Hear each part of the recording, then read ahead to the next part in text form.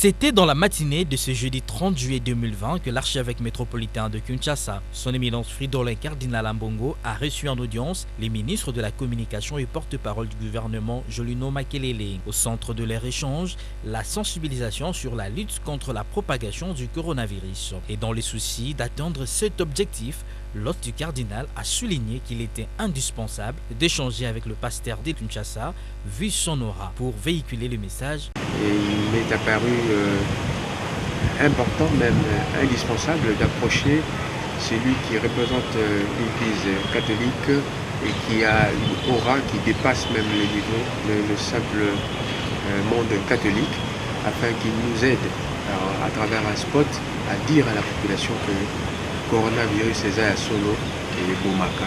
Et donc voilà pourquoi il a plu à son éminence de me recevoir à la suite de ma demande d'entretien. Et j'en suis très ravi. Je pense que nous aurons à faire des spots. Il a accepté de faire ces spots-là, un bref spot. Et ce sera un spot qui va sûrement faire bouger les lignes, en tout cas convaincre pas mal de gens de ce que cette maladie existe effectivement.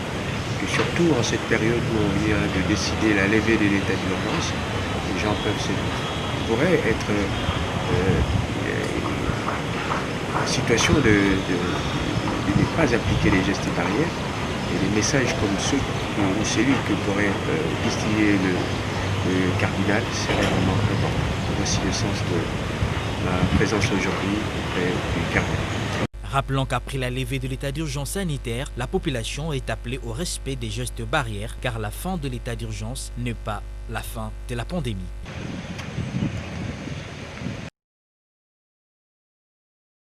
Et au début d'après-midi de ce jeudi 30 juillet, les représentants de la société civile ont été reçus en audience par l'archevêque de Kinshasa. Ces membres de la société civile qui ont entamé une série de consultations avec des différentes personnalités du pays pour échanger sur la situation socio-politique de l'heure, mais également sécuritaire. Patient Bachombe Matabissi est coordonnateur national de la société civile qui donne ici les détails de cet échange. Nous avons exprimé notre engagement en tant que société civile d'accompagner les réformes ou la réforme de la CENI avant toute désignation des animateurs de la CENI.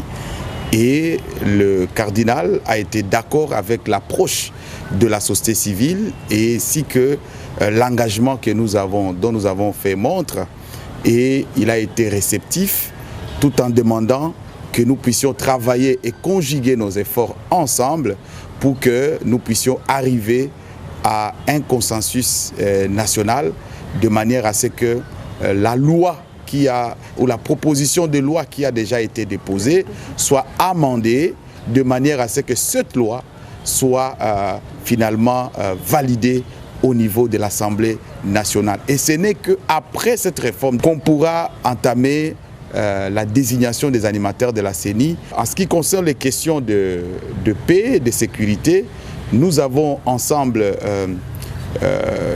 observé que l'insécurité continue à battre son plein dans la partie est de notre pays. Il est de notre devoir en tant que société civile de conjuguer nos efforts, non seulement pour faire des plaidoyers, mais pour agir maintenant. Parce que le sang qui est en train de couler, c'est le sang des Congolais. Et des actions qui doivent être menées sont en train d'être définies pour que le pays puisse se doter d'un plan de paix. Signalant qu'en cette période où la tension reste montée entre les différents camps politiques, la société civile tente à son niveau d'apaiser